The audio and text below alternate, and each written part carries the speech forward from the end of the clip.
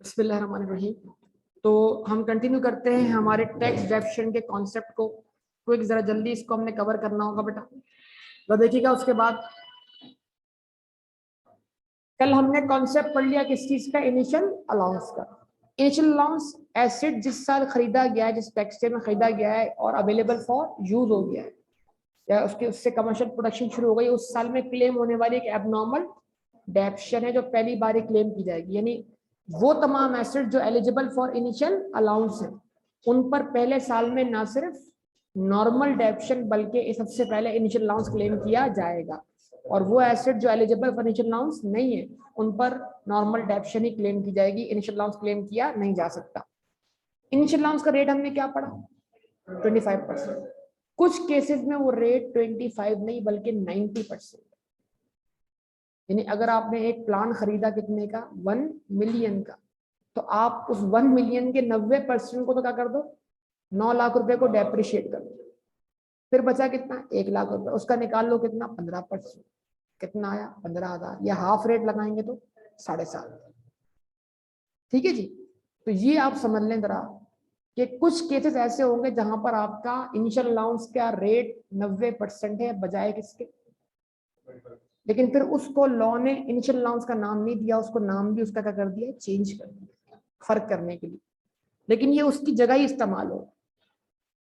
क्या लिखा हुआ है, accelerated to alternate energy projects. हम जानते हैं कि बहुत सारे बिजनेसेस पाकिस्तान के अंदर बिजली ना होने की बिना पर रुक जाते हैं, चल नहीं पाते, बहुत सारी फैक्ट्रीज चल नहीं पाती। तो तकरीबन बहुत सारी फैक्ट्रीज ने, चाहे वो शुगर मिल्स हों चाहे वो टेक्सटाइल मिल्स हों, उन्होंने उन अपनी मिल्स के अंदर अपना एनर्जी का सिस्टम क्या कर लिया, डेवलप कर लिया, अपने प्लांट लगा लिए, अपनी मशीनरी लगा ली है, वो खुद की क्या करते हैं, इलेक्ट्रिसिटी प्रोड्यूस करते हैं। तो ऐसे बिजनेसेस जो खुद से इलेक्ट्रिसिटी प्रोड्यूस करने के लिए प्लांट एंड मशीनरी इंस्टॉल करेंगे, तो उस प्लांट एंड मशीनरी की जो कॉस्ट होगी वो उनको पहले ही साल में 90% प्लस 15% अगर वो 1 जुलाई 2020 या उससे पहले के, मतलब उससे पहले के, अदरवाइज 7.5%, और देन उसके बाद 15% कंटिन्यू। वो आपको पहले साल, मतलब आप समझ लें पहले साल में आपने एसेट की कॉस्ट का तकरीबन अच्छा खासा हिस्सा क्या कर दिया, डेप्रिशिएट कर दिया। मतलब 90% से ज्यादा हिस्सा क्या कर दिया, डेप्रिशिएट कर दिया। जब वो हिस्सा चार्ज होगा आपके प्रॉफिट्स के अगेंस्ट, तो वो आपके प्रॉफिट्स को उल्टा प्रॉफिट्स के बजाय किसमें कन्वर्ट कर देगा, लॉसेस में। इससे आपको क्या बेनिफिट हुआ, मतलब लॉ आपको इतनी हैवी डेप्शन क्यों दे रहा है, सिंपल, वो आपकी टैक्स की सेविंग्स करवाना चाह रहा है। मतलब क्योंकि आपने मुल्क में इतनी बड़ी इन्वेस्टमेंट की है, तो उसके बदले आपको भी तो टैक्स डिपार्टमेंट की तरफ से, इकोनॉमी की तरफ से कुछ मिलना चाहिए। तो वो आपको इन्वेस्टमेंट करने पर एक बेनिफिट देना चाह रहा है कि आप उसकी कॉस्ट का 90% डेप्शन के तौर पर क्लेम करें, ताकि आपके प्रॉफिट लॉसेस में चले जाएं और आपको टैक्स देना ना पड़े। तो लिखा हुआ है plant machinery and equipment installed for generation of alternate energy by an industrial undertaking set up anywhere in Pakistan. अब ये लफ्ज काबिल गौर है, आपको अंडरलाइन करना है इंडस्ट्रियल अंडरटेकिंग को। इसको यानी ये कौन क्लेम, यानी ये 90% की डेप्रीसिएशन कौन क्लेम कर सकता है, इंडस्ट्रियल अंडरटेकिंग। वैसे तो इसकी एक डेफिनेशन है, लेकिन इसको आसान कर लें अपने लिए, एक मैन्युफैक्चरिंग बिजनेस, ऐसा बिजनेस चीजें क्या करता हो, बनाता हो, जहां पर आपने अपनी कोई फैक्ट्री लगाई हुई हो, कारखाना लगाया हुआ हो, तो उसको आप क्या बोलेंगे, इंडस्ट्रियल अंडरटेकिंग। यानी जो क्या करता हो, मैन्युफैक्चरिंग बिजनेस करता हो। यानी आप अगर मैन्युफैक्चरर हैं तो आप क्या है, इंडस्ट्रियल अंडरटेकिंग है। बात इतनी आसान कर, ठीक है जी। ये मैन्युफैक्चरिंग बिजनेस कहाँ लगा हुआ है, कराची में, लाहौर में, हैदराबाद में, मुल्तान में। कहता है सेटअप पूरे मुल्क में कहीं भी लगा दो, गवादर में लगा दो, ठीक है जी। And own and manage by a company. शर्त यह है कि इस सेटअप को ओन कौन करता हो, कंपनी, मैनेज भी कौन करता हो, कंपनी। ये दो अलग बात है। बाद सेटअप ऐसे होते हैं जो ओन कंपनी करती है, लेकिन आपने उनकी जो मैनेजमेंट है वो आउटसोर्स कर दी होती है, चला कोई और रहा हो। बहरहाल इसका क्या मतलब हुआ, चले पहले इसको पढ़ लें। Shall be allowed first year allowance at 90% in lieu of. तो फिर आपको चाहिए कि आप इनिशियल अलाउंस 25% क्लेम करने के बजाय फर्स्ट ईयर अलाउंस क्लेम करें 90%। अच्छा, लेकिन मसला हो जाएगा। देखिए, आप कौन है? इंडिविजुअल।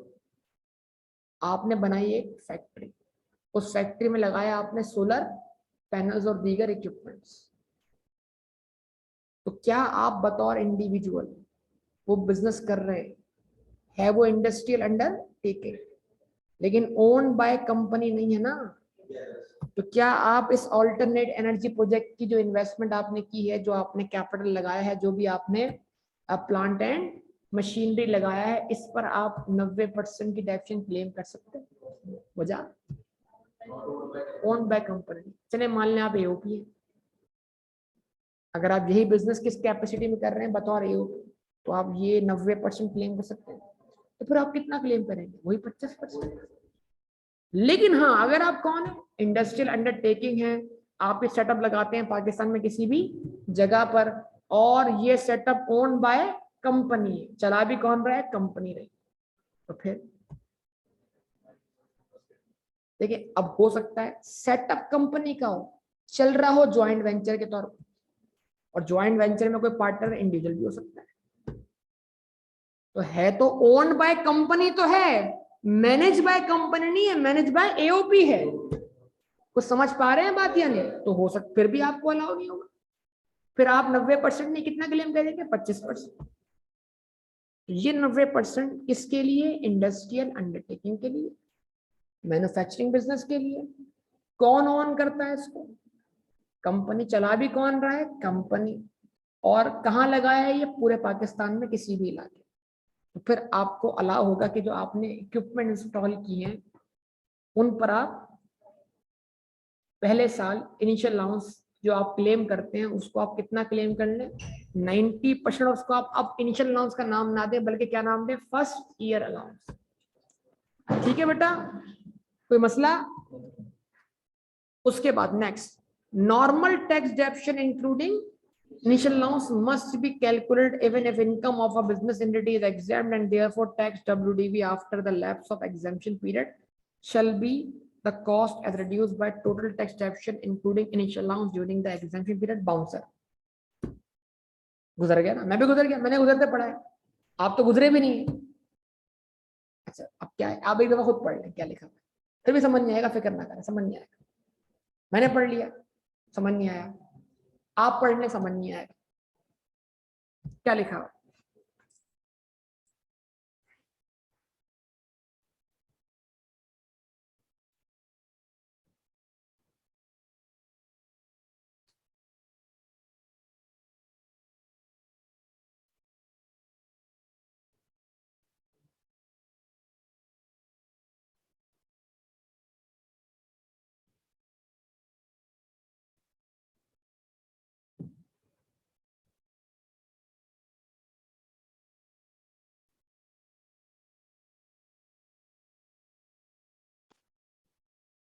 क्या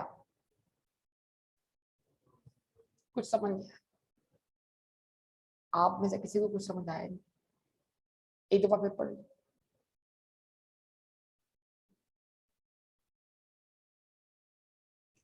इस डी पॉइंट का सी वाली बात से कोई ताल्लुक? एक नई बात है, आप खामो खाए में इसको सी से जोड़ने में लगे, नहीं जोड़ रहे, फिर अच्छी बात, ना जोड़े, लेकिन इसका ताल्लुक सी से है भी,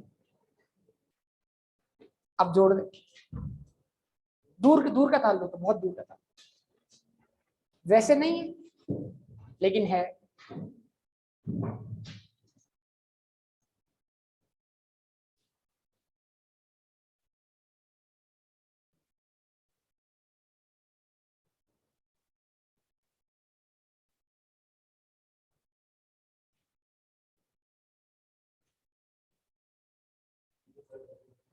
कुछ नहीं हुआ, क्या समझना है जी?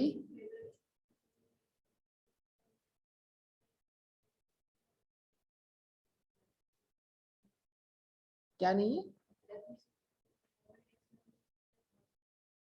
क्या है, ये बात समझ में आ गया, एग्जेम्प्ट है। उसके बाद अगली बात, उसके बाद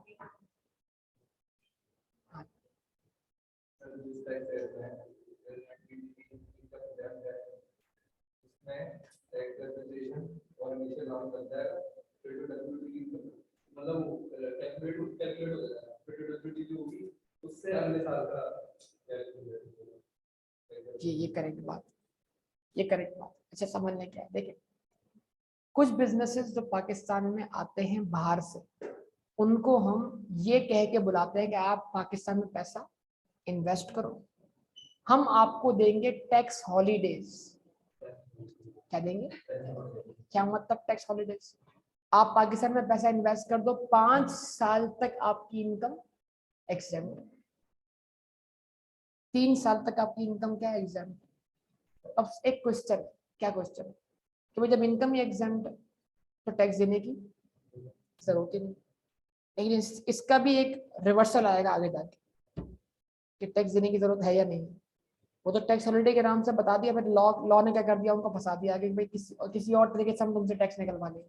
वो हमारे पास रास्ते बहुत है, हमने तो ये वाला टैक्स एग्जाम कहा था, वो तो वो वाला टैक्स तो आपको देना पड़ेगा ना, ऐसा तो नहीं होगा।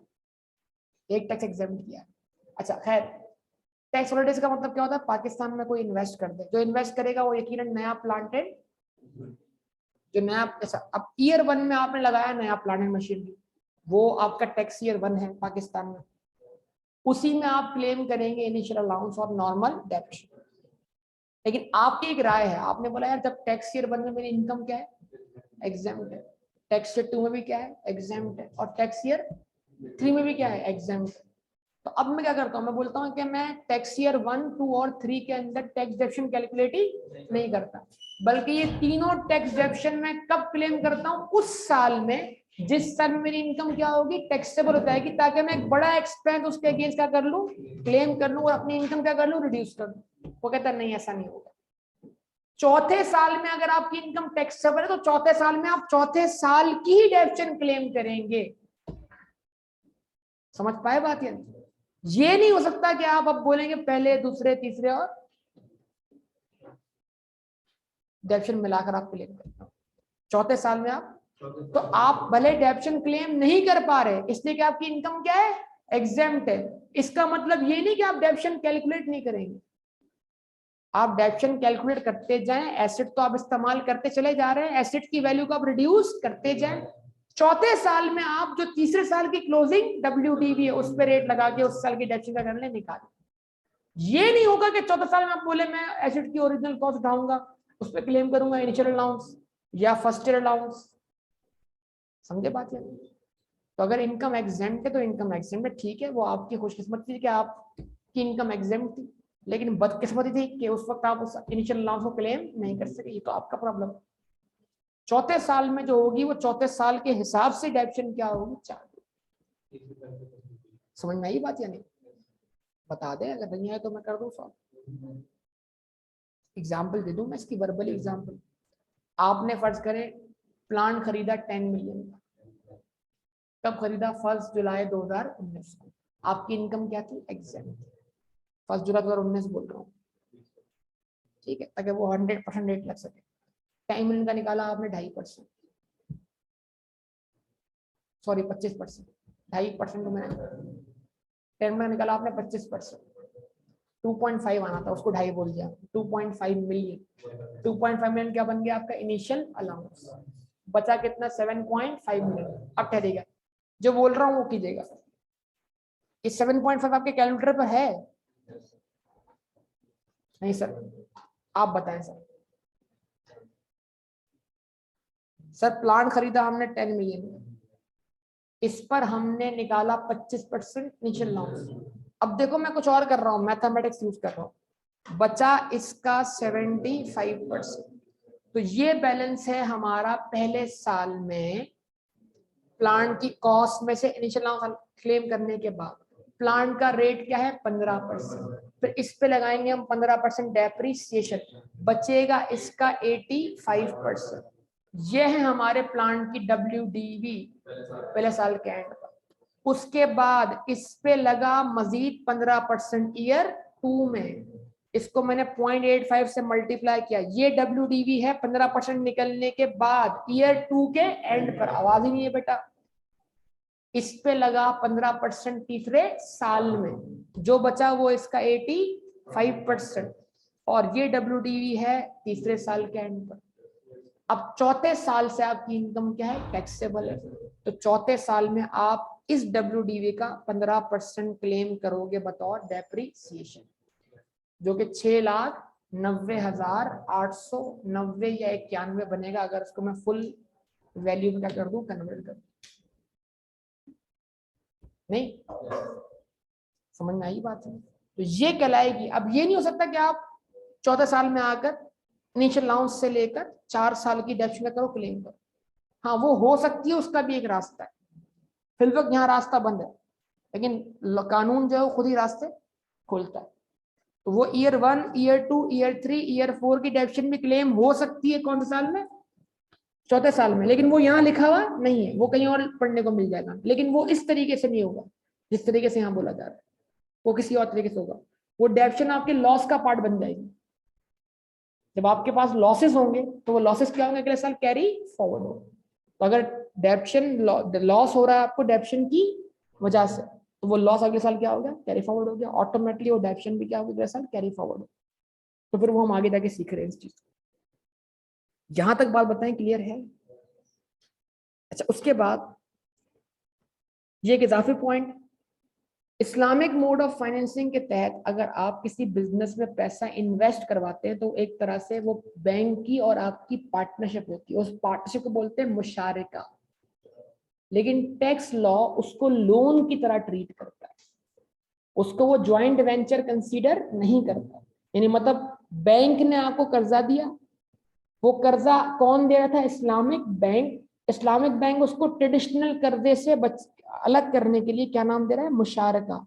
मुशारका शिरकत, यानी जिस चीज में क्या करें, अगर आप 2 बंदे खाने में शिरकत कर ले, मतलब दोनों ने मिलकर खा लिया, तो दो लोग मिलकर बिजनेस करने का मतलब उसका प्रॉफिट दोनों मिलके खाएंगे, यही मतलब हो ना इस बात का। तो मतलब क्या, वो पार्टनरशिप, मुशारका। तो अगर आप बैंक से पैसा लेते हैं अंडर मुशारका एग्रीमेंट, तो बैंक के हिसाब से उस बिजनेस में बैंक की और आपकी क्या हो गई, पार्टनरशिप हो गई। और आप अपने प्रॉफिट्स बैंक को क्या करेंगे, शेयर करेंगे। लेकिन टैक्स लॉ उसको एओपी नहीं मानता। टैक्स लॉ उस पैसे को लोन मानता है, और जो पैसा आप बैंक को देंगे वो प्रॉफिट ऑन डेट कहलाए। तो लिहाजा टैक्स आपको ही एंटिटी मानेगा, मतलब आपके बिजनेस को। बैंक को और आपको मिलकर एओपी नहीं मानेगा। अगर आपका बिजनेस बतौर कंपनी बैंक से लोन ले रहा है अंडर मुशारका एग्रीमेंट, तो वो लोन आपकी कंपनी ने लिया है, उसको हम एओपी कंसीडर नहीं करेंगे। तो अगर आपने अंडर मुशारका एग्रीमेंट बैंक से क्या लिया, लोन लिया, तब भी आप इसके लिए एलिजिबल है। किस चीज के लिए, किस चीज के लिए, 90% फर्स्ट ईयर अलाउंस के लिए। उसको फिर मतलब यानी उस बैंक को और आपको एओपी माना नहीं गया, क्योंकि आपने वो लोन बतौर कंपनी लिया। तो आप ही एंटिटी हैं, आप ही का बिजनेस है। किसकी नजरों से, किसकी नजरों के हिसाब से, टैक्स के नहीं, टैक्स के हिसाब से। लेकिन बैंक के एग्रीमेंट के हिसाब से आप दोनों की क्या हुई है, पार्टनरशिप। तो बैंक ने मुशारका एग्रीमेंट के तहत जो आपको पैसे दिए हैं वो बैंक के हिसाब से पार्टनरशिप है, लेकिन टैक्स के हिसाब से एओपी नहीं। ये चीज ध्यान में रखनी है।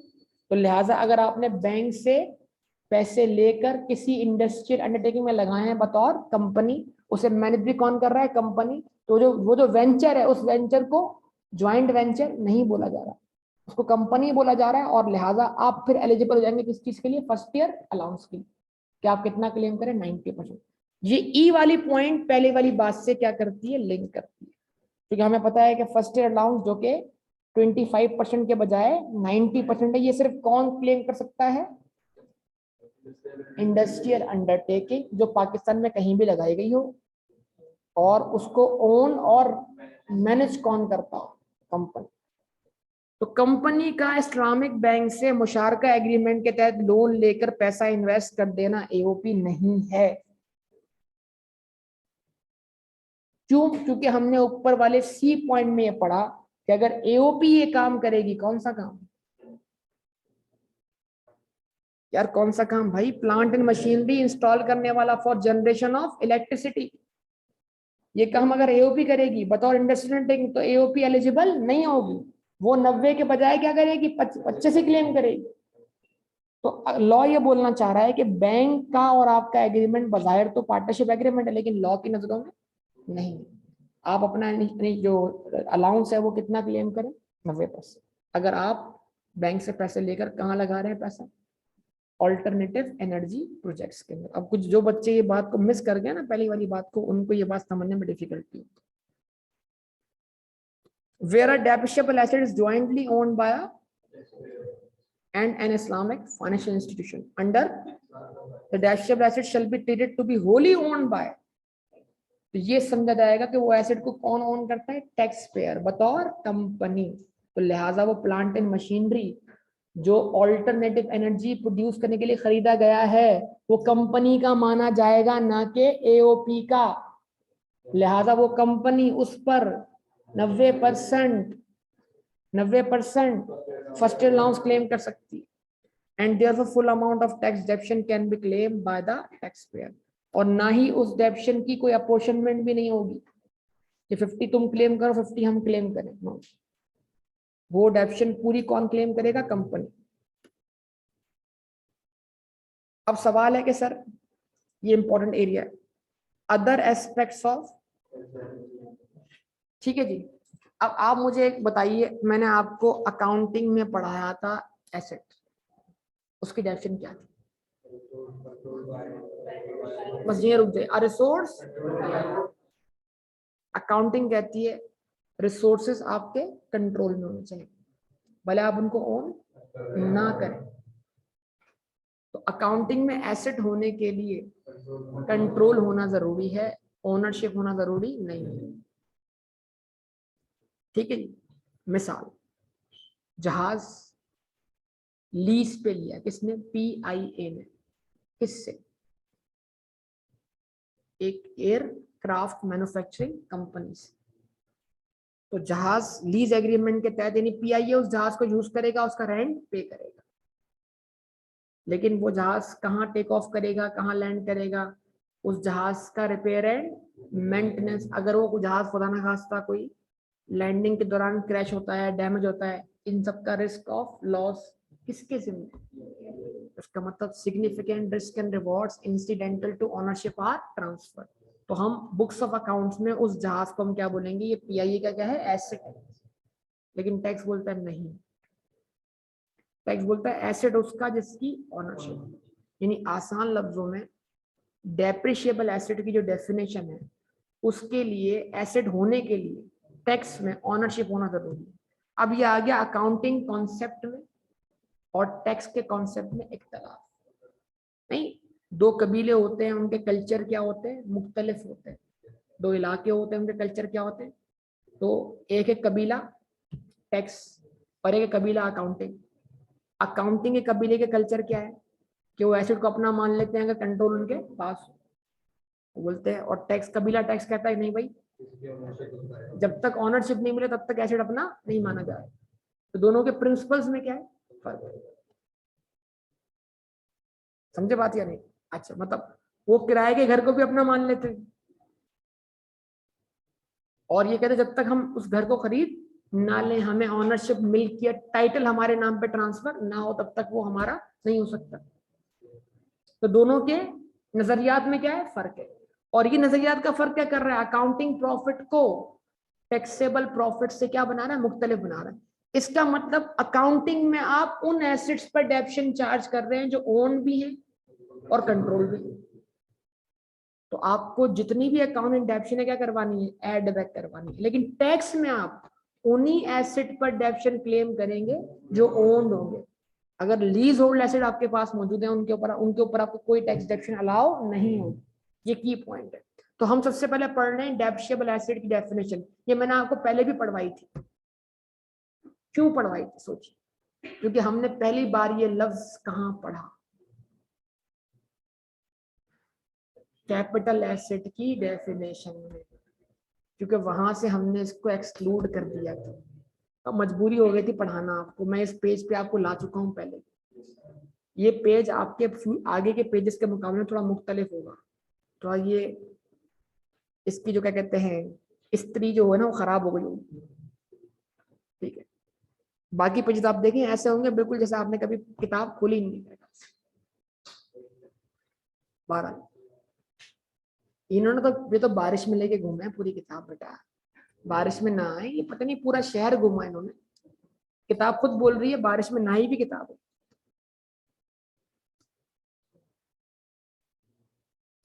ठीक है जी। नहीं बारिश में गिली हुई ना किताब, बल्कि बारिश हो रही थी ना किताब खोल के सर पे रख दी ताकि बारिश से बच सके।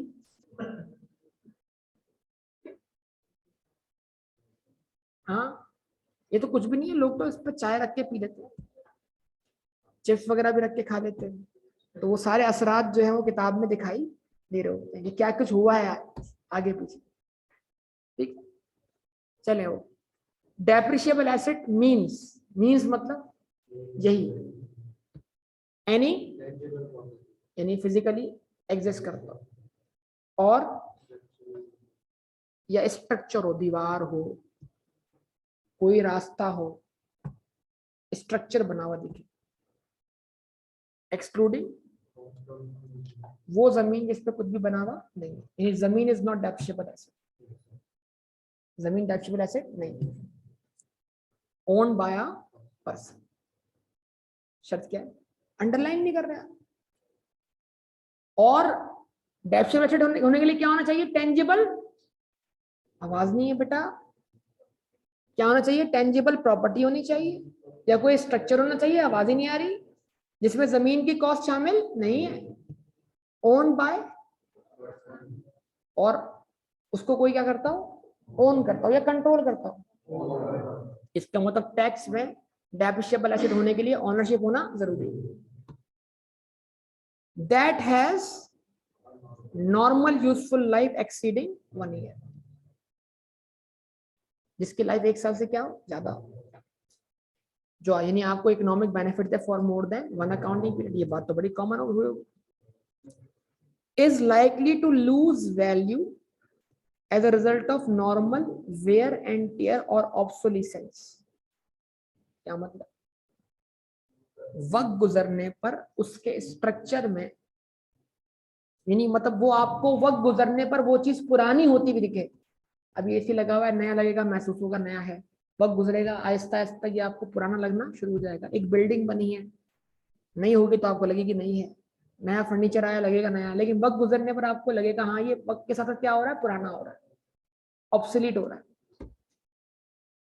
तो मतलब जो जिसको जिसके ऊपर जिसका स्ट्रक्चर वक्त गुजरने पर क्या हो, जैसे बिल्डिंग है तो खस्ता बिल्डिंग होना शुरू हो गया, वक्त क्रैक्स पड़ना शुरू होगा ऐसा इस तरीके से, ठीक है। तो is likely to lose value as a result of normal wear and tear और ऑब्सोलिसेंस, एंड ये है सारी बातें समझ में आती है। तो यानी वक्त गुजरने पर वो क्या हो रहा है, डेप्रीशिएट हो रहा है, टेंजिबल हो, ओन्ड हो, जवाब दो। नंबर उसके बाद नेक्स्ट क्या है, उसकी useful life more than 1 accounting period हो। नंबर 2 वक्त गुजरने पर उसकी वैल्यू यानी कि उसके स्ट्रक्चर में तब्दीली आती हो, ठीक है जी। Number last is the most important, ये है सबसे खतरनाक बात, जहां पर वो आपको लटकाए रखेगा between capital asset and depreciable asset, कभी उठा के वहां फेंकेगा, कभी उठा के यहां फेंकेगा। इज यूज्ड, आवाज नहीं, इज यूज होली और partly for taxable business purpose. ये बस इसको, ये है सबसे इंपॉर्टेंट मोस्ट इंपॉर्टेंट लाइन, ये इज होली और partly for taxable business purpose. यानी अगर कोई एसेट पार्टली भी बिजनेस पर्पस के लिए इस्तेमाल हो रहा हो, यानी 1% भी अगर क्या इस्तेमाल हो रहा हो तो वो डेप्रिशिएबल एसेट। पर मिसाल दे, एक बिल्डिंग है जो 100% फॉर बिजनेस, यानी उस पर आपका बिजनेस का शोरूम बना हुआ है, कुछ भी बना हुआ है, क्या हो गया, क्या बोले उसको, उस बिल्डिंग की आप क्या क्लेम करेंगे, डेप्रिसिएशन। अगर वो बिल्डिंग आप डिस्पोज ऑफ कर दें तो होने वाले गेन को आप कैपिटल गेन मानेंगे और उस गेन को आप इनकम फ्रॉम बिजनेस में ले जाएंगे। क्यों? क्योंकि आपने क्या डिस्पोज ऑफ किया है, कैपिटल एसेट या डेप्रिशिएबल एसेट। अच्छा, आपने बड़े जबरदस्त तरीके से एक बिजनेस शुरू किया। हम देखते हैं ऑटोबान रोड पे बड़े बड़े बिजनेस क्या होते हैं, शुरू जाते हैं। यहाँ पे मार्ट खुले, दाऊद मार्ट खुला, उससे उससे पहले कुछ दिनों पहले एक और मार्ट का इनोग्रेशन हो गया। पता नहीं आपको पता है कि नहीं, हाई टेन मार्ट के नाम से। उसने बहुत मतलब वो इनोग्रेशन वक्त से पहले डिस्कनेक्ट हुए थे क्या? आप बता भी रहे, आप पढ़ने में इतने मतलब मशगूल हैं वाकई।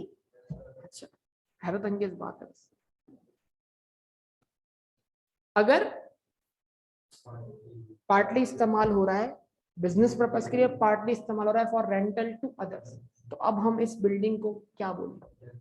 डेप्रिशिएबल एसेट बोले, या इसको हम पूरा क्या बोले, कैपिटल एसेट बोले, या हम इसको क्या बोले, 50% डेप्रिशिएबल एसेट बोले, 50% कैपिटल एसेट बोले, क्या बोले हम? अगर पार्टली भी इस्तेमाल हो रहा है फॉर बिजनेस पर्पस। अच्छा, आपके बिजनेस के पास दो बिल्डिंग्स, दो अलग अलग बिल्डिंग्स, एक फुली कहाँ इस्तेमाल हो रही, बिजनेस पर्पस के लिए, एक फुली क्या है, इस्तेमाल हो रही है रेंटल टू अदर्स। तो बिल्डिंग ए जहां पर आपका बिजनेस चल रहा है, क्या है वो बिल्डिंग? Depreciable asset. बिल्डिंग टू है तो आपके बिजनेस के, लेकिन बिजनेस यूज में नहीं, रेंटल टू अदर। अब क्या बोलेंगे? Capital asset. बिल्डिंग ए के डिस्पोजल पे होने वाला gain income from, building B के डिस्पोजल होने वाला गेन कैपिटल गेन। ये समझना पड़ेगा। चलें एक और सिनेरियो डेवलप करते हैं। आपका पर्सनल इमूवेबल प्रॉपर्टी है, क्या घर है? आप कुछ अर्सा हुआ आपका घर का एक हिस्सा था जो बिल्कुल रोड पे, अगर आप दीवार तोड़ दें, उस हिस्से को बंद कर दें, उस रूम को, तो वो गली में क्या बन जाएगी? दुकान बन जाएगी। आपने सोचा घर के उतने हिस्से को तोड़ के गली में एक दुकान बना लेते हैं, बिजनेस चलना शुरू हो जाएगा। वहीं पर आपने किराने की दुकान खोली। तो घर तो क्या है आपका? इमूवेबल प्रॉपर्टी, पर्सनल है, लेकिन उसका एक हिस्सा पार्टली फॉर बिजनेस यूज इस्तेमाल है। अब टेक्निकली ये प्रॉपर्टी क्या है? कैपिटल।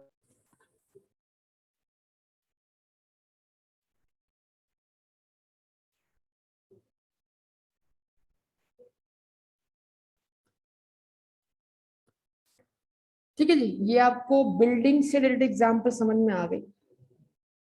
ठीक है जी, कि बिल्डिंग को कब आपने डेप्री, अगर कोई एसेट पार्टली भी फॉर बिजनेस यूज इस्तेमाल हो रहा हो तो डेप्शिएबल एसेट।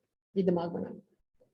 अगर डेप्शिएबल एसेट है तो क्या, यानी अगर एसेट डेप्शिएबल एसेट के एसेट में फॉल कर गया तो कैपिटल एसेट नहीं है।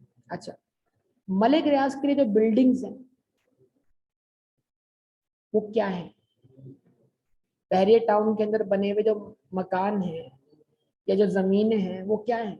कैपिटल एसेट्स हैं, डेप्रिशिएबल एसेट है या इन्वेंट्री है? तो वो कैपिटल एसेट नहीं है।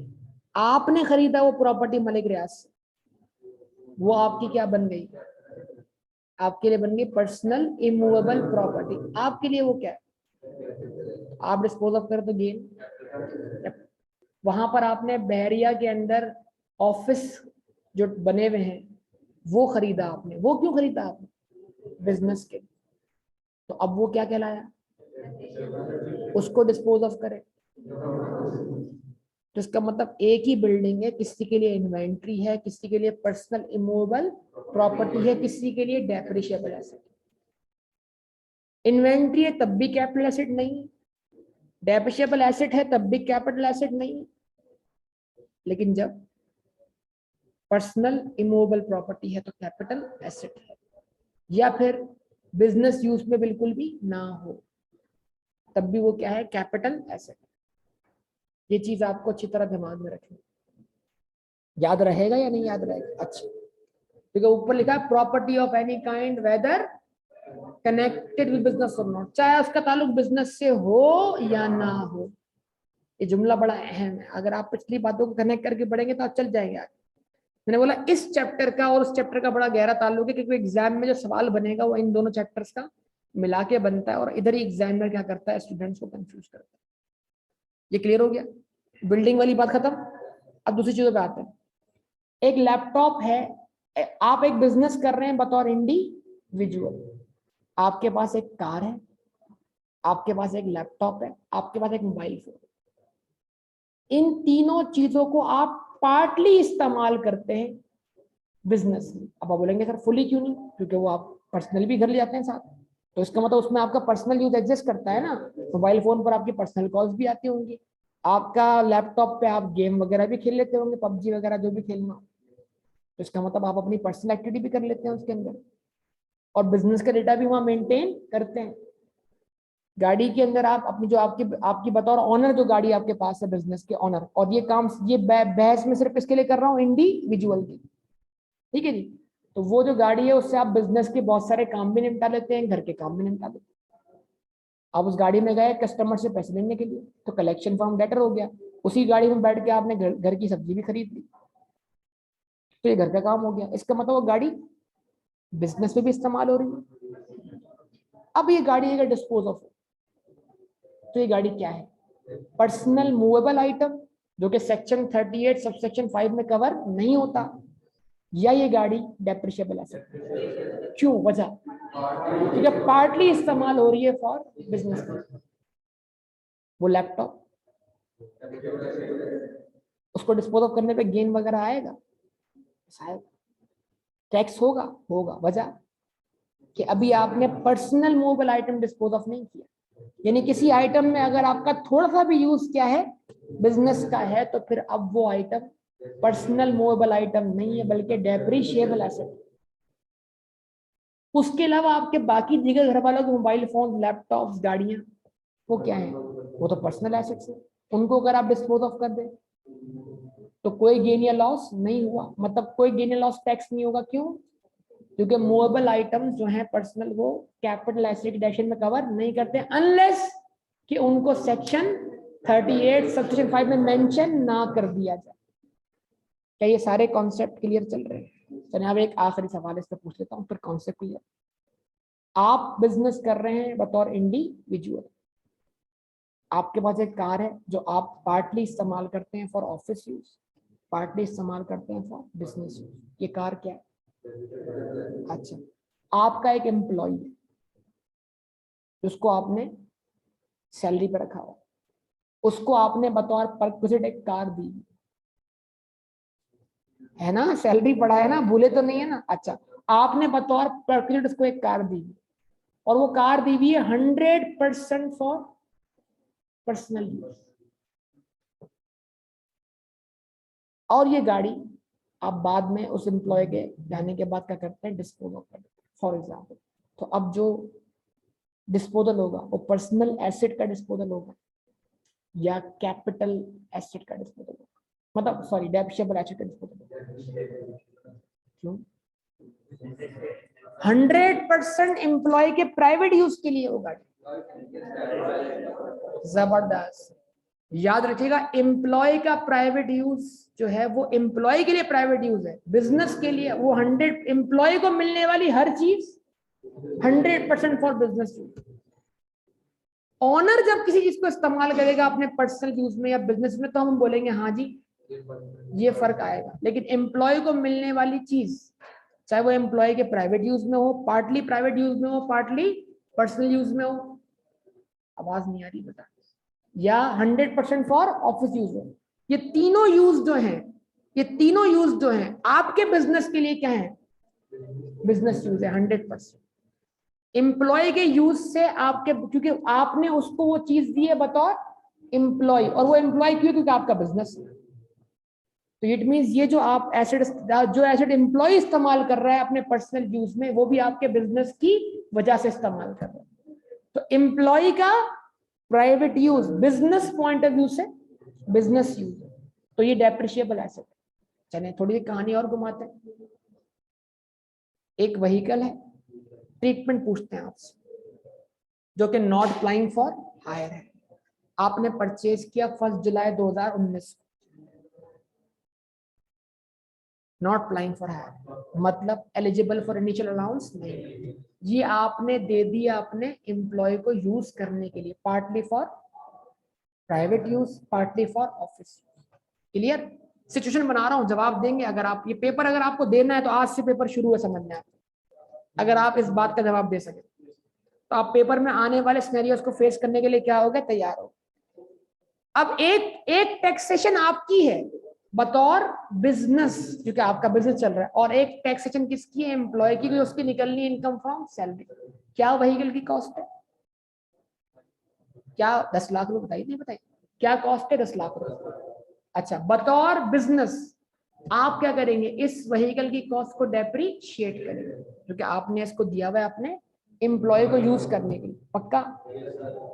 आप इस पे इनिशियल लॉस क्लेम आप 10 लाख का निकालेंगे, 15% 1.5 लाख रुपए, और ये आप अपनी टैक्स ईयर 2020 की इनकम फ्रॉम बिजनेस को कैलकुलेट करते हो क्या कर लेंगे, लेस कर लेंगे। यस और नो? क्लियर? एम्प्लॉय क्या करेगा, एम्प्लॉय इस 10 लाख का निकालेगा 5% और वो अपनी इनकम फ्रॉम सैलरी में ऐड कर देगा, क्योंकि गाड़ी उसके लिए पार्टली फॉर प्राइवेट और पार्टली फॉर ऑफिस यूज। ये दोनों पैरेलल ट्रीटमेंट चल रहा है। टैक्स ईयर 2021 शुरू हुआ, स्टिल ये गाड़ी किसके यूज में, एम्प्लॉय के यूज में, partly for office and partly for personal. तवज्जो दरकार होगी बहुत ज्यादा। अच्छा, बड़ी खतरनाक बात होगी इसके बाद। टैक्स ईयर 2020-21 में आप क्या करेंगे, इसकी जो WDV है कितनी, 8.5 लाख, 8.5 लाख। इस पर आप क्या करेंगे, 15% मजीद डेप्शन कैलकुलेट करें।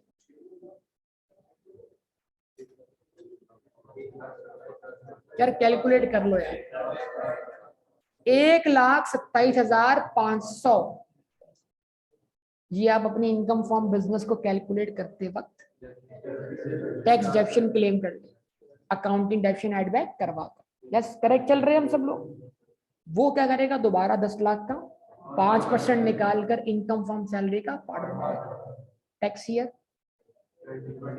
खत्म। टैक्स ईयर 22 में आते हैं जो हमारा करंट टैक्स ईयर है, उसी के एग्जामिनर ने हमसे सवाल पूछना है। अच्छा जी, टैक्स ईयर 22 में आपने फैसला किया यार इसको हम एम्प्लॉय को, ये गाड़ी हम एम्प्लॉय को बेच देते, इसको बेच देते। तो आपके पॉइंट ऑफ से क्या हो गया, ये डिस्पोजल किसका, डेप्रीशिएबल एसेट का। पक्का? तो आपको इस पर गेन या लॉस रिकॉर्ड करना है। अब रुक जाइएगा, आमतौर पे कंपनीज जब भी वो एसेट जो किसके यूज में होता है उसको डिस्पोज ऑफ करते हैं अकाउंटिंग WDV, ताकि ये पॉलिसी होती है कंपनी, ताकि अकाउंटिंग में नो गेन नो लॉस। मान लें इस एसेट की अकाउंटिंग WDV है 6 लाख रुपए, तो यानी एम्प्लॉय से आपको कितनी सेल प्रोसीड मिली, 6 लाख रुपए। समझे बात या नहीं? लेकिन इस एसेट की जो फेयर मार्केट वैल्यू है वो है 8 लाख रुपए। तो आपके पास से क्या डिस्पोज ऑफ हुआ, आपके पास से क्या डिस्पोज ऑफ हुआ, डेप्रीशिएबल एसेट, जिसकी टैक्स WDV क्या है, हाँ टैक्स WDV 10, डायरेक्ट निकाले, दिमाग चलाएं, डायरेक्ट निकाले, 10 लाख मल्टीप्लाई बाय 0.85 की पावर 2। समझ में आई बात? 10 लाख, यार आप नहीं कर रहे ना, जो मैं चाह रहा हूं आप नहीं कर रहे। 10 लाख मल्टीप्लाइड बाय 0.85 की पावर 2। क्यों? पहले साल निकला 15% बचा उसका 85%, फिर उसका निकला 15% बचा उसका भी 85%, तो 0.85 इंटू 0.85 0.5 2 जाएगी। ये क्या है आपकी टैक्स WDV कौन से साल के एंड पर, टैक्स 2021 के एंड पर। अच्छा, अब हमने क्या पढ़ा, in the year of purchase full depreciation, in the year of disposal no depreciation. तो हम क्योंकि इसके ऊपर जाने वाले साल में कोई डेप्शन चार्ज नहीं कर रहे, क्योंकि ये एसेट हमने पहले का परचेज किया। सारे कॉन्सेप्ट याद है, भूले तो नहीं है ना? अब क्या WDV आ रही, 7 लाख। अब हमें इस पर गेन या लॉस निकालना बतौर इनकम फ्रॉम बिजनेस। कौन सा gain and loss, tax gain and loss, क्योंकि अकाउंटिंग में तो आपकी सेल प्रोसीड कितनी है 6 लाख, अकाउंटिंग WDV कितनी है 6 लाख, नो गेन, तो कोई गेन या लॉस आपको अकाउंटिंग प्रॉफिट में रिवर्स करने की जरूरत नहीं है, लेकिन टैक्स के लिहाज से आपको गेन हुआ है। ये एसेट मार्केट में कितने का बिकना था, 8 लाख। आपने कितने का बेचा? 6 लाख। तो वो तो आपकी गलती, आपने उसको रिलीफ दिया। मतलब नॉर्मल ट्रांजैक्शन 8 लाख पे होनी चाहिए। तो 8 लाख को लेंगे आप बतौर कंसीडरेशन, उसमें से लेस करवा देंगे टैक्स डब्ल्यूडी। दिमाग चलाया भाई, दिमाग चलाया, अगर नहीं चला तो पेपर नहीं चलेगा। अब आप 77,500 ये क्या है आपका? Tax gain on disposal. इसको आप अपनी टैक्सेबल इनकम कैलकुलेट करते वक्त ऐड करवा देंगे। ये इनकम फ्रॉम बिजनेस वाला मामला खत्म। तो आप कहां चलते हैं? एम्प्लॉय के पास चले। एम्प्लॉय के पास भाई जवाब दे। एम्प्लॉय ने उस एसेट के लिए कितनी पेमेंट की? उसकी फेयर मार्केट वैल्यू कितनी थी? तो उसको कितना बेनिफिट हुआ? तो 2 लाख को वो सैलरी का पार्ट, प्लस वो ये भी देखेगा इस साल उसने उस व्हीकल को कितना यूज किया। अगर उसने 6 महीने इस्तेमाल किया है तो वो 5% निकाल कर मल्टीप्लाई बाय 6 डिवाइड बाय 12 करके सैलरी का पार्ट भी बनाएगा। वहां हमें देखना है। समझे बात या नहीं? पैरेलल ट्रीटमेंट हो गए। अब एक कहानी और ऐड करते हैं। एम्प्लॉय ने वही एसेट आपसे खरीद कर डिस्पोज ऑफ कर दिया। अब जब एम्प्लॉय ने खरीद के डिस्पोज ऑफ किया, एम्प्लॉय का क्या बन गया? ऑनर बन गया। वो उसका, अब जो डिस्पोजल पे गेन हो गया उसको, उसने आपसे 6 लाख का खरीदा, 8 लाख उसने अपनी 8 लाख और 2 लाख का डिफरेंस उसने क्या कर दिया? सैलरी का पार्ट बना दिया। अब उसने वो एसेट बेचा आगे 9 लाख का, उसको लाख रुपए का क्या होगा? गेन होगा। अब उस गेन का क्या करें? टैक्स होगा। क्यों? क्यों? क्योंकि उसने अपना personal movable asset dispose of किया और वो पर्सनल एसेट सेक्शन 38 सेक्शन 5 में मेंशन नहीं है। तो एक ही चीज देखो, किसी के लिए क्या बन रही है, किसी के लिए क्या बन रही है, ये समझने की जरूरत है। अगर आप ये समझ गए तो पेपर हाथ में, नहीं समझे तो फिर आपके लिए डिफिकल्टीज होंगी। ये मैं पहले बोल रहा हूं। तो ये आखिरी लाइन मैंने कहा बहुत इंपॉर्टेंट है। इज यूज्ड होली और partly for taxable business purpose. अगर पार्टली भी वो चीज इस्तेमाल हो रही है किसके लिए, तो वो डेप्रिशिएबल एसेट है, उसके डिस्पोजल पे होने वाला गेन इनकम फ्रॉम बिजनेस कहलाएगा। ठीक है जी, पक्का? अच्छा जी, अब लिखा हुआ है स्ट्रक्चरल इंप्रूवमेंट का मतलब क्या होता है। ठीक है, स्ट्रक्चर लफ्ज का मतलब क्या है? स्ट्रक्चर। आप पाइपलाइन लगा दें, स्ट्रक्चर है। आप अंडरपास बना दें, स्ट्रक्चर है। आप रेलवे लाइन लगा दें, स्ट्रक्चर है। आप बिल्डिंग बना दें, किसी प्लॉट पर आप 4 दीवारी खड़ी कर दें, स्ट्रक्चर। ठीक है, तो structure improvement includes any building, road. अगर आप बड़ी बड़ी फैक्ट्रीज देखें तो उसमें एक डिपार्टमेंट से दूसरे डिपार्टमेंट के रोड भी बने होते हैं। Driveway, car park, railway line, pipeline, drainage, bridge, tunnel etcetera. इन सब आइटम को क्या बोला गया? और ये सब कौन से क्लास में कवर होंगे? बिल्डिंग में। और अगर आप इन पे डेप्शन क्लेम करेंगे तो कितने % क्लेम करेंगे? 10%। मतलब अगर ये तमाम चीजें इस्तेमाल हो रही हैं, ये तमाम चीजें इस्तेमाल हो रही हैं पार्टली भी बिजनेस पर्पस के लिए, यानी इनकम फ्रॉम बिजनेस जनरेट करने के लिए, तो they are depreciable asset, they are subject to depreciation. और इनके डिस्पोजल पे होने वाला गेन इनकम फ्रॉम बिजनेस है, कैपिटल गेन नहीं है।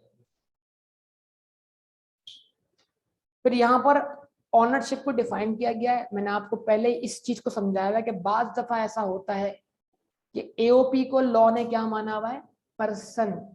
तो वो पर्सन टैक्स की नजरों में है, जो दीगर कवानीन है उसकी नजरों में वो पर्सन। तो एओपी अपने नाम पर प्रॉपर्टी नहीं बना सकती। वो प्रॉपर्टी यकीनन किसके नाम पर होगी?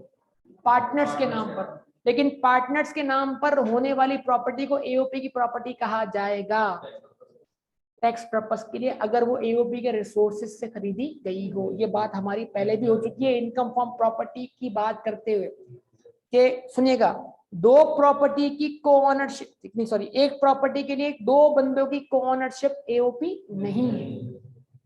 यानी अगर आप एक प्रॉपर्टी खरीदते हैं मिलकर, फिर उसको रेंट पर देते हैं, तो वो रेंट बतौर एओपी टैक्स नहीं होगा, वो सेपरेट टैक्स होगा। ये बात याद है या भूल चुके हैं?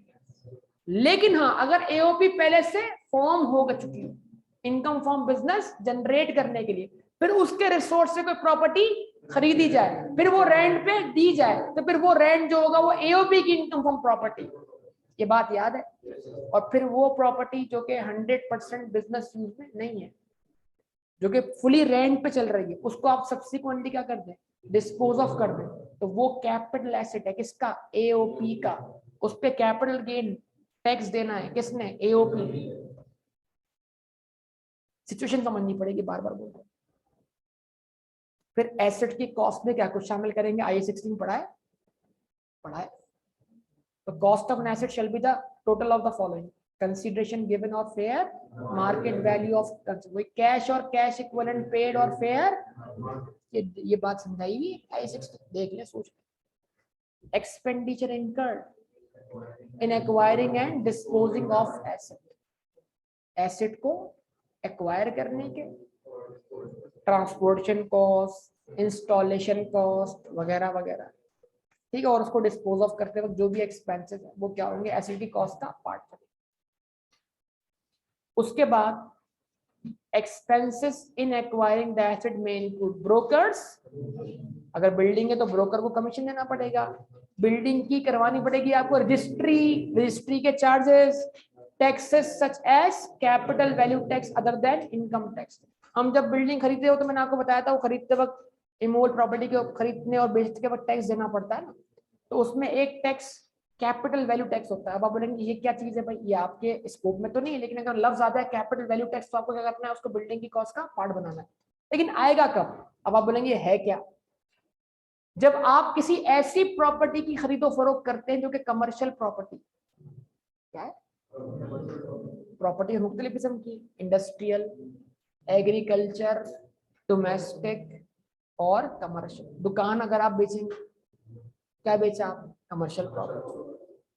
तो कमर्शियल प्रॉपर्टी जब आप बेचते हैं या खरीदते हैं, तो कमर्शियल प्रॉपर्टी खरीदते वक्त आपसे एक टैक्स और लिया जाता है, उसको क्या बोलते हैं, कैपिटल वैल्यू टैक्स।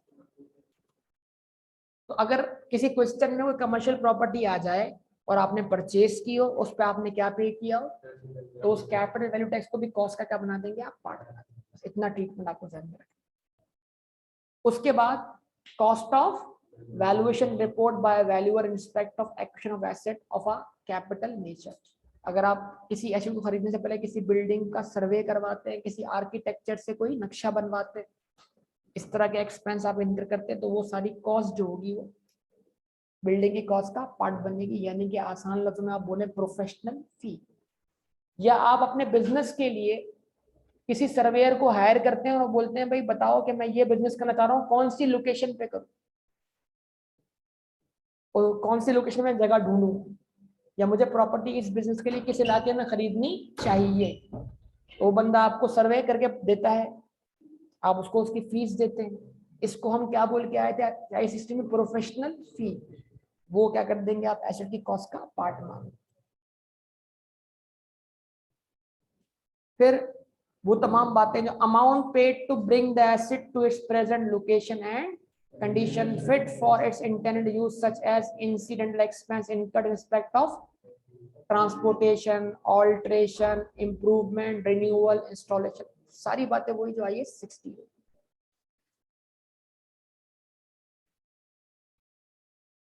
अगर एसिड आपने खुद से कंस्ट्रक्ट किया, जैसे लकी सीमेंट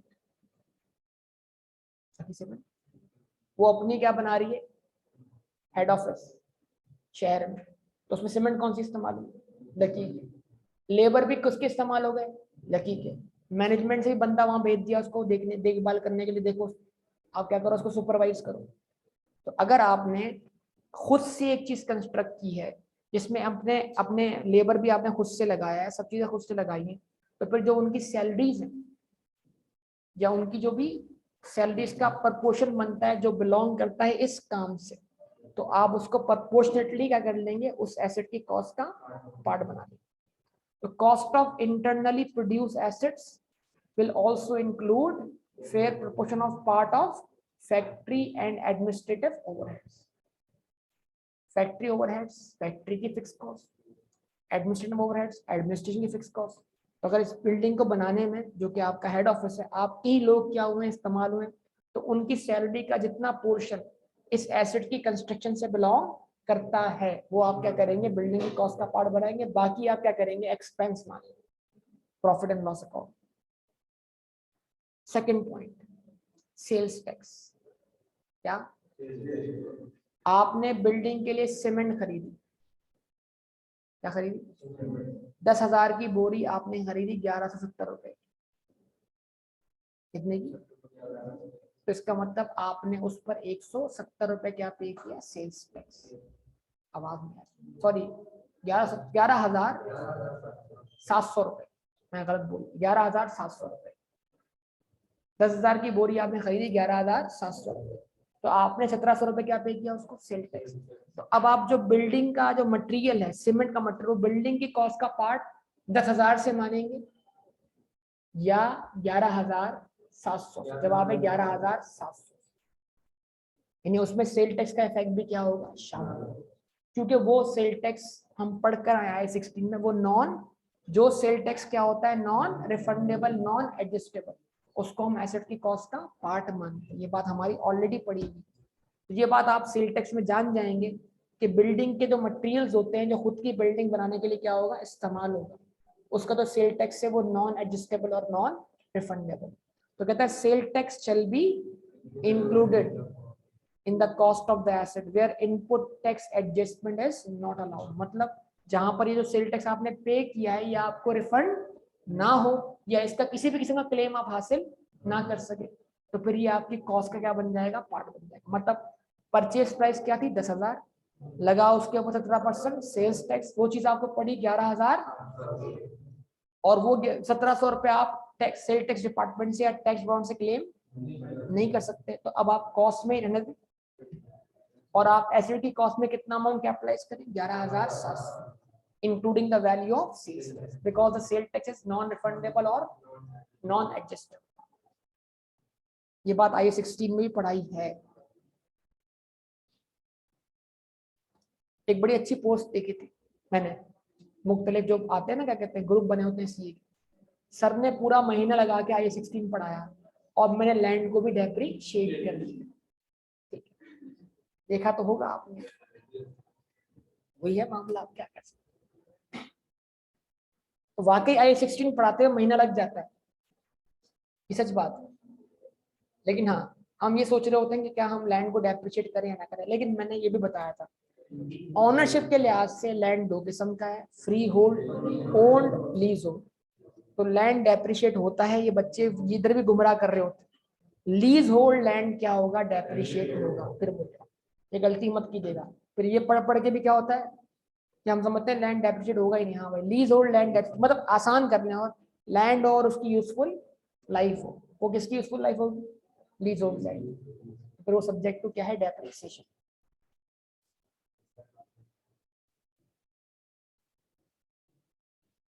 जी आपकी मर्जी है, मैं तो पढ़ाना चाह रहा था, अगर आप मुझे रोक रहे हैं तो। गुलाम के तो मतलब क्या कहते हैं, चारों पेपर पास है, उसको टेंशन किस बात की? वो तो उसने तो दावा यही किया कि मैं बगैर पढ़े पास करके दिखाऊं, उसको इस बात की फिक्र ही नहीं है कि वो पढ़े ना पढ़े, कोर्स कंप्लीट हो के ना हो, पेपर उसका पास। पहले पेपर उसके पास है, फिर पेपर उसका पास। पेपर आएगा ना हाथ में, हाथ में आते ही अगर आवाज आ गई, हाथ में आवाज आती क्या आ गई, आवाज आ गई क्या, नहीं वैसे वैसे।